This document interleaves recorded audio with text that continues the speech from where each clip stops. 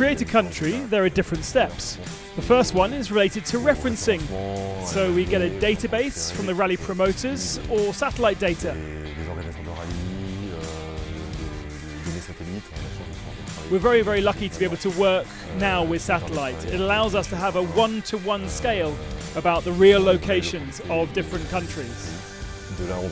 From there, we generate a landscape that now allows us to work over much larger distances, about 30 kilometers by 30 kilometers, and that opens up the field of vision.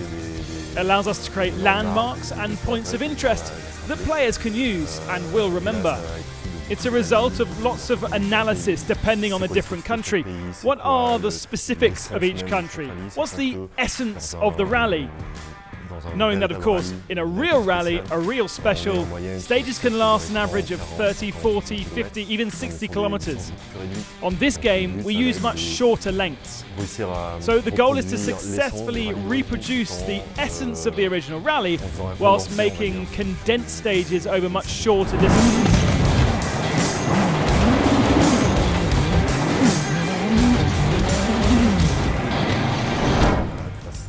We have a whole system of dynamic weather now that appears in WRC 8. Beyond being able to give players different conditions during a special, it also accentuates the immersion related to each particular country. In Mexico, it'll be much warmer, for instance, so the weather conditions relate to that and will have an impact specific to Mexico. However, in Monte Carlo or Sweden, we have much wetter surfaces that will influence the feel of driving, the visibility, and therefore the difficulty of the stage. And of course, how the beginning to the end, the player will have to manage and anticipate the conditions. The weather will not only impact the visual, but it will also impact the feel of game. C8, we have a lot of new countries that we create from scratch, and for those, for example, Monte Carlo or Turkey, we've based it on real topological data. With the data, thanks to a software, we reproduce the maps one-to-one scale. We define an area with the level designer to create up to 3 stages in the same open world map.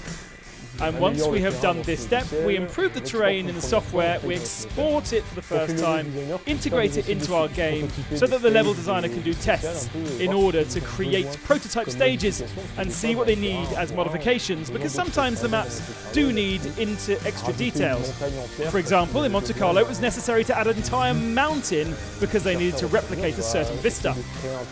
We will try to create a terrain which fits the needs of the level designer. Once this step is done, we finalize it, and the level designer uses their magical skills to create the stages and maps we know them today.